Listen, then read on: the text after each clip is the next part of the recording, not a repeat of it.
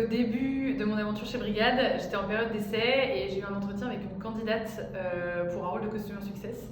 Et il n'y avait plus de salle de réunion disponible. Du coup, j'ai fait mon entretien dans l'open space, donc forcément, il y avait du passage, il y avait du bruit, pas mal de dynamisme. Donc, start-up quoi. Et en fait, ça s'est très bien passé. La candidate avait l'air d'apprécier l'entretien, elle a été hyper souriante et à la fin, on a reçu un mail, toute l'équipe RH, donc elle a réussi à trouver l'adresse mail de l'équipe RH en disant qu'elle avait pas du tout apprécié l'entretien, qu'il y avait trop de passages, que ça l'avait déconcentrée, vraiment qu'elle n'avait pas du tout aimé l'ambiance, qu'elle se voyait pas évoluer dans un environnement voilà, comme ça. Donc nous, ça nous a permis de savoir que de toute façon, elle serait pas faite pour l'environnement startup. Et puis voilà, mais c'est vrai que sur le coup, en période d'essai, c'était un peu dur à gérer. Et puis de toute façon, mon manager savait très bien que c'était parfois un problème côté candidat. Donc voilà.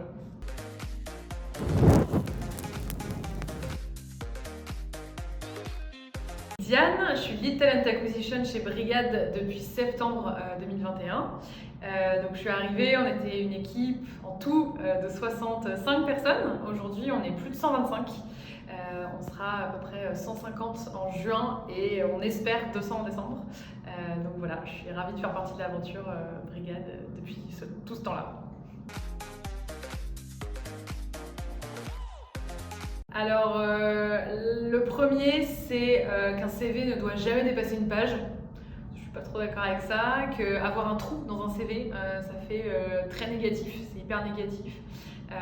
Et que les recruteurs ne font jamais de feedback aux candidats qui ne sont pas retenus lors d'un process, et ça c'est faux.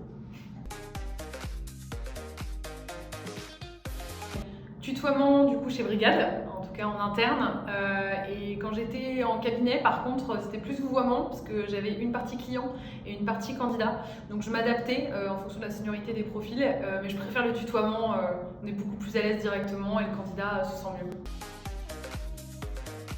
Alors oui, c'était quand je travaillais pour mon ancien cabinet de recrutement. C'est un client qui m'a dit que ça servait à rien de lui envoyer des profils féminins pour le poste sur lequel je recrutais. On avait une formation en amont dans mon cabinet qui nous expliquait un petit peu comment réagir face à ces propos-là. Donc moi, j'ai clairement fait comprendre à mon client que j'envoyais mes profils en fonction des compétences et des qualifications des profils et pas en fonction du sexe. Donc voilà, on a mis un terme à la relation de manière très cordiale, mais ce qui était sûr, c'est que moi personnellement, je ne voulais pas travailler avec quelqu'un qui avait cette idée-là. Personnellement, c'est pas une question que je pose à mes candidats.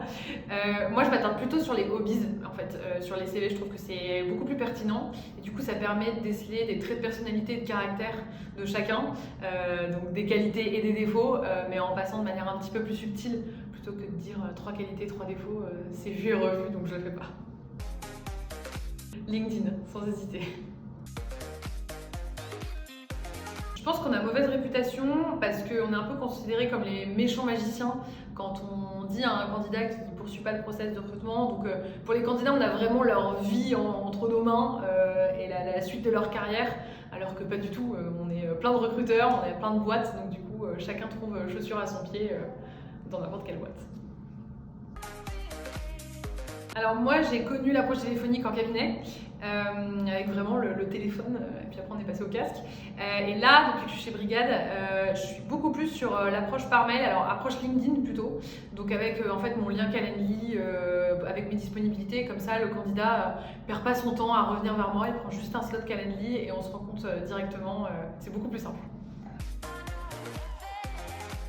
Je pense qu'ils trouvent ou ils peuvent penser qu'on est suffisant parce qu'on se livre moins, nous, pendant le process de recrutement, forcément, on parle moins de nous. Le but, c'est d'en savoir plus sur le candidat. Mais ce qu'il faut savoir, c'est que ce lien de subordination qu'ils peuvent ressentir, nous, en fait, notre but, c'est de recruter aussi en interne et de vendre aux candidats voilà, notre boîte, notre projet et notre mission. Donc dans tous les cas, pour moi, c'est d'égal à égal. Mais parfois, ouais, les candidats se sentent en dessous ou subordonnés et c'est pas du tout le cas. Mon conseil pour les candidats, c'est d'arriver en entretien en se disant que ça reste un exercice déjà. C'est une rencontre avec un autre professionnel, un recruteur, une autre boîte, des missions. Et sachez, en tant que candidat, que c'est vous qui avez un petit peu la main mise sur l'entretien. Parce que finalement, nous, on a déjà lu votre CV, donc on connaît vos compétences, vos hard skills. Donc c'est à vous de vous vendre, certes, mais c'est quand même vous qui avez l'histoire en main sur l'entretien et c'est vous qui avez le choix final finalement parce que derrière si on vous envoie une offre c'est vous qui décidez si vous nous rejoignez donc venez en vous disant que vous avez tout à donner certes mais que nous aussi on doit recruter et qu'on a besoin de vous.